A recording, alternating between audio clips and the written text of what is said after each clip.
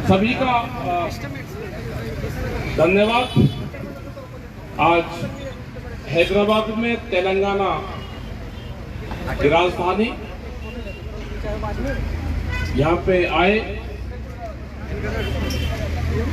सभी जो किसान हैं, मजदूर हैं, यहाँ के दुकानदार हैं, व्यापारी हैं, यहाँ के जो वर्कर्स हैं, उन सबका भी धन्यवाद। जो पत्रकार बंधु आए इनका भी धन्यवाद। पुलिस प्रशासन के लोग, उन सबका धन्यवाद। हमारे जितने भी लीडर्स जो संयुक्त मोर्चा के दिल्ली से आए, जो यहाँ पे उपस्थित हैं, उन सबका धन्यवाद है। मुद्दे, जो इशू,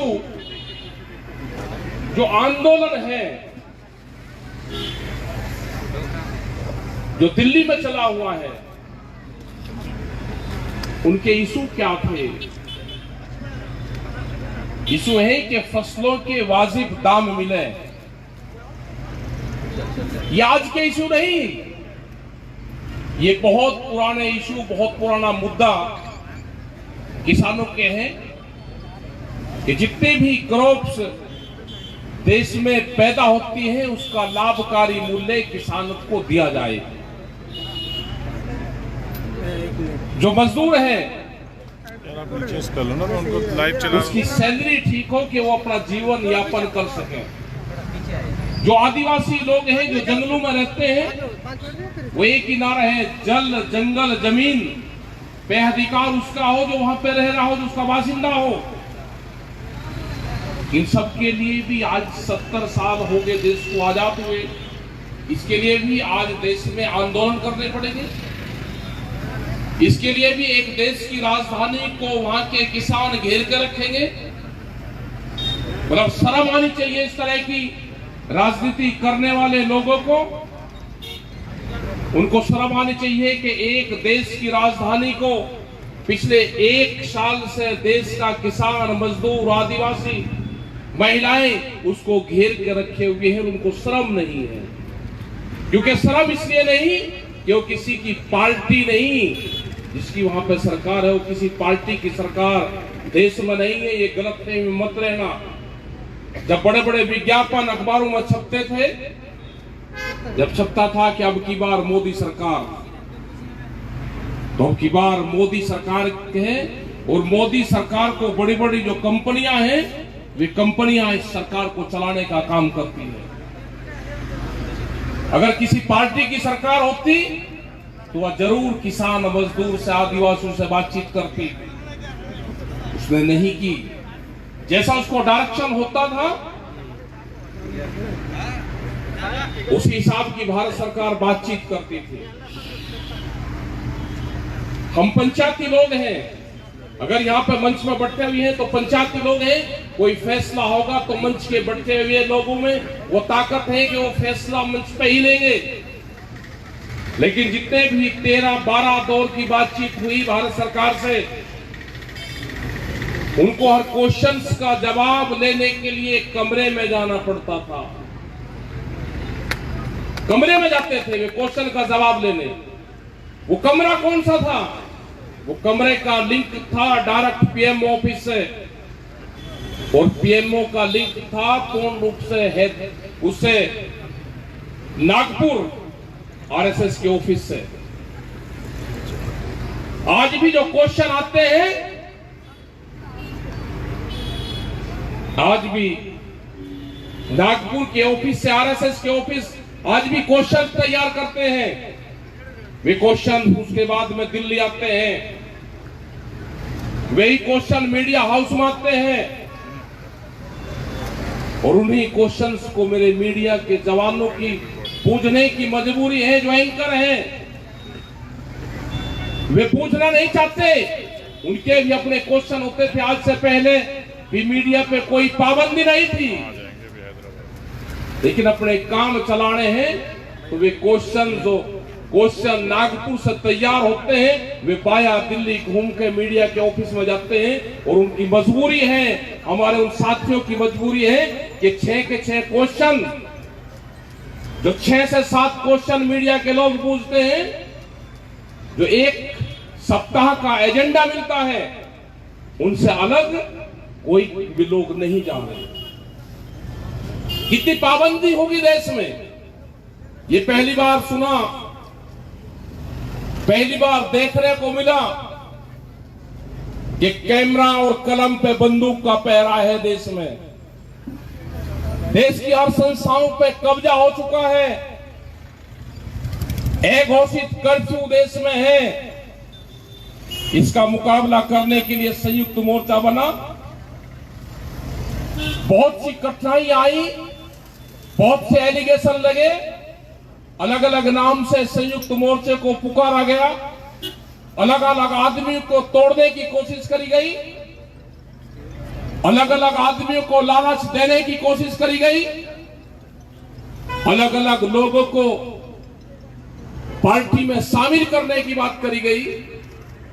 आज भी बहुत से लोग संपर्क में होंगे कि संयुक्त मोर्चे के लोगों को तोड़ के बीजेपी में शामिल किया जाए।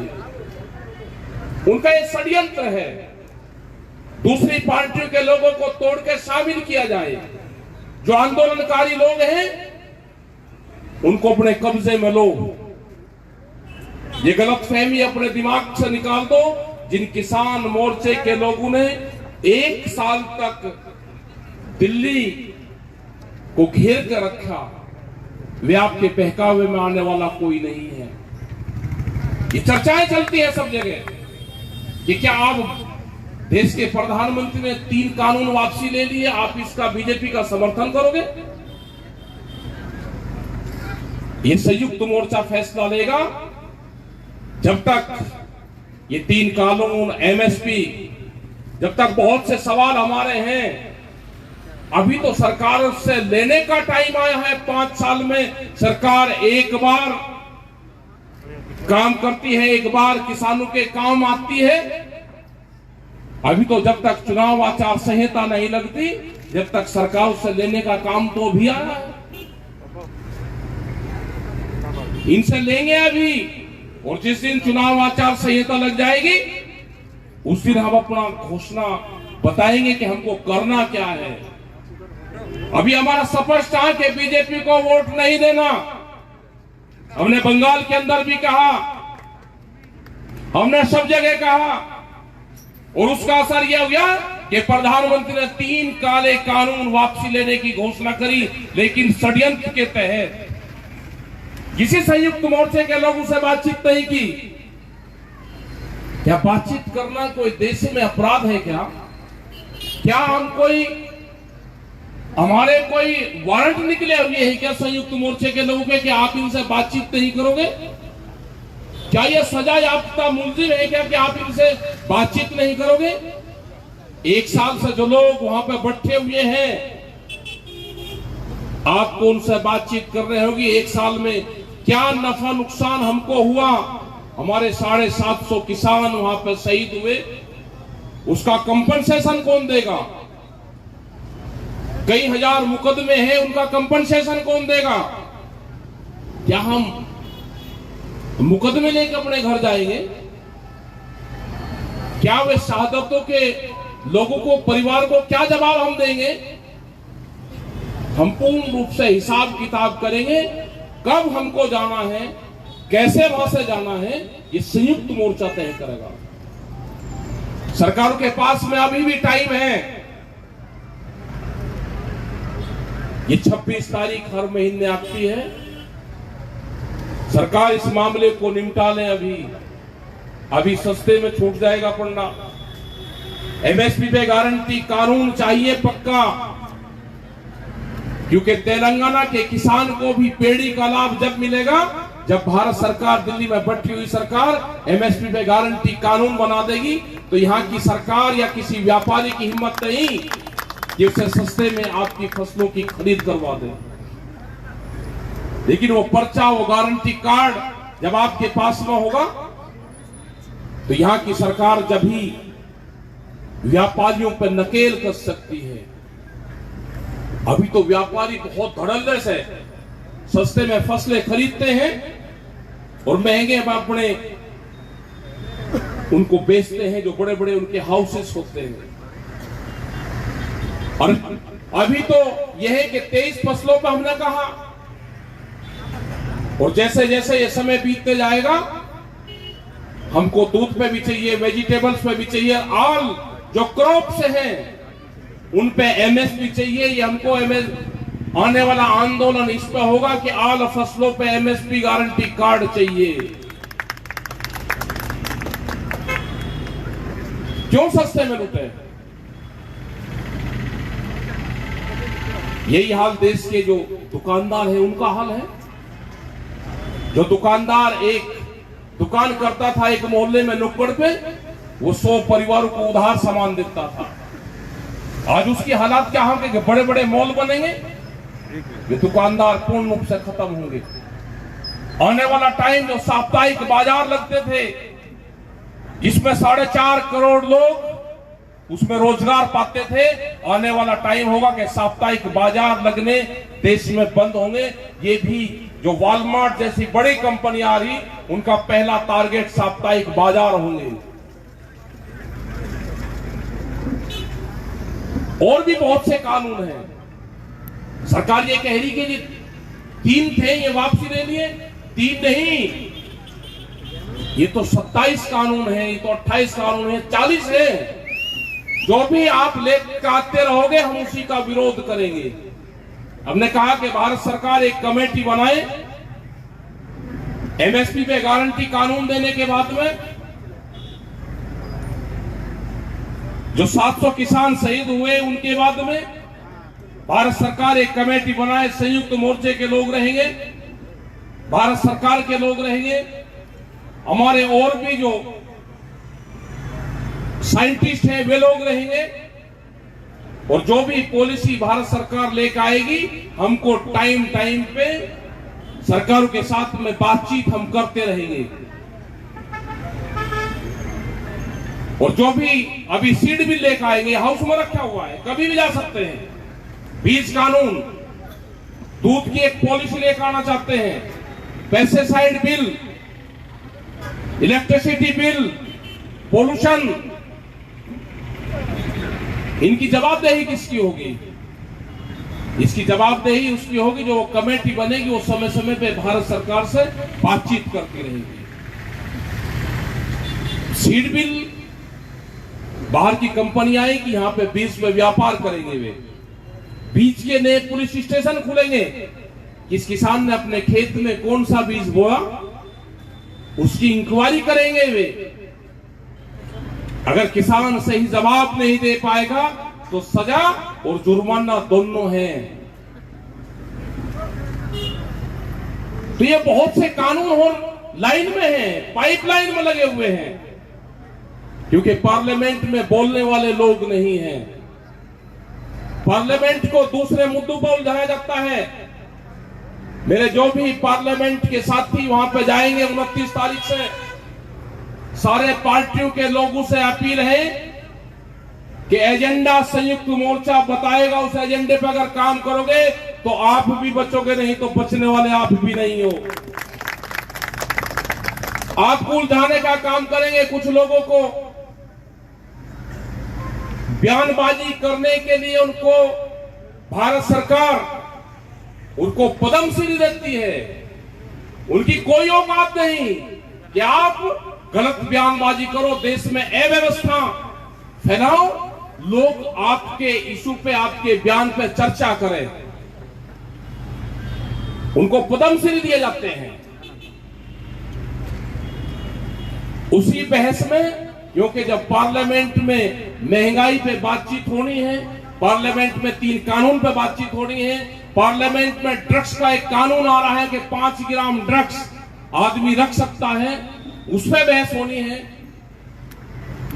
इन बहसों पे वहां की जनता ना जाए, वहां के पार्लियामेंट ना जाए, वहां के मेंबर पार्लियामेंट दूसरे इशू को उलझाएंगे, इसको पद्मश्री क्यों दिया, इसको ये दिया, इसने ये बयान करा, और पूरा वक्त उसी में जाया हो जाए और आप दूसरे रास्ते से इन कानूनों को पास कर लें। तो अपील सभी से ये है, और हम चिट्ठी भी लिखवाएंगे, संयुक्त मोर्चे से हम अपील करेंगे कि वो चिट्ठी लिखे उनको कि इन इशू पे बहस करने की जरूरत नहीं। बहस जो देश में इशू है, जो किसान आंदोलन है, बहस जो महंगाई है, जो देश के हित में है, उस पर बहस कर जाए। इन सब चीजों को खारिज पहले दिन ही कर देना चाहिए, बिना वजह नहीं बहस करनी चाहिए। ये सारे हमारे इशू रहेंगे और संयुक्त मोर्चे में कोई भी टूट फूट नहीं है। न ये अफवाह चला रहे कि संयुक्त मोर्चा इसके बाद में बीजेपी को सपोर्ट करेगा। ये अफवाहें चला रहे हैं लोग।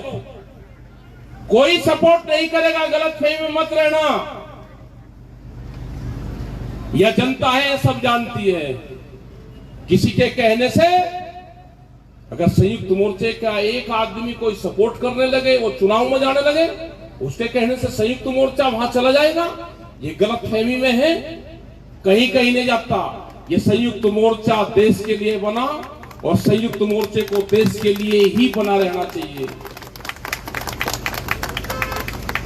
और भी लड़ाइयां बहुत लड़ी जाएगी। एक विश्वास देश की जनता को हुआ, यहां के उन बेरोजगार लोगों को हुआ, जो बच्चे 14 करोड़ लोग जो बेरोजगार हुए, जो प्रधानमंत्री ने कहा था कि 2 करोड़ नौकरियां हर साल देंगे, यह आंदोलन उनका है। यह आंदोलन आदिवासियों का है। यह आंदोलन भूमिहीन किसानों का है। यह आंदोलन देश के हर उस बासिंदे का है जिस पे अत्याचार होता हो। यह संयुक्त मोर्चा वो सारी लड़ाइयां लड़ेगा। यह स्थापित हो चुका है देश में, इसको पब्लिकली मान्यता मिल चुकी है और संयुक्त मोर्चे के हमारे लीडर पूरे देश भर में जाएंगे। जहां पे भी कोई बुलाएगा उसको किसी झंडे से कोई ऐतराज किसी को नहीं। ये रंग बिरंगे झंडे ही देश की पहचान बनेंगे, यही आने वाली क्रांति की पहचान बनेंगे। आप इन झंडे को लगाते रहो, किसी को कोई ऐतराज अब नहीं। अब सुंदर लगते हैं, रंग बिरंगे झंडे सुंदर लगते हैं। हमें एक चीज और आपको जरूर कह देना चाहिए, क्योंकि हैदराबाद तेलंगाना में आए, एक आपके यहाँ का बेलगाम नात वाला सांड जो आपने छोड़ दिया, बीजेपी की मदद करता घूम रहा है, उसको यहीं बांध कर रखो। वो देश में सबसे बड़ी बीजेपी की मदद करता है, उसको यहां से बाहर मत जाने दो। वो बोलता कुछ और है, उसका मकसद कुछ और है। उसकी जांच कर लेना, उसको बांध कर यहीं रखो, उसको हैदराबाद और तेलंगाना से बाहर मत जाने दो। वो वहां पर जाएगा तो बीजेपी की मदद करता है, ये पूरे देश को पता है। उनको बांध कर रखो, यहां बेलगाम सांड है, ध्यान कुछ और देगा। वो तोड़ फोड़ के काम करते हैं, ए और बी टीम है दोनों, सब देश की जनता जानती है उनको। तो आप ये आंदोलन चलता रहेगा। यहां की सरकार से भी हमारा ये कि 3-3 लाख रुपए की उन्होंने घोषणा की। बहुत लोग कहते हैं कि यहां के किसानों को भी मदद होनी चाहिए थी। वे जो दिल्ली में किसान शहीद हुए हैं, वो एमएसपी देश के लिए भारत सरकार से लड़ते हुए शहीद हुए। वो यहां के किसान के लिए भी शहीद हुए।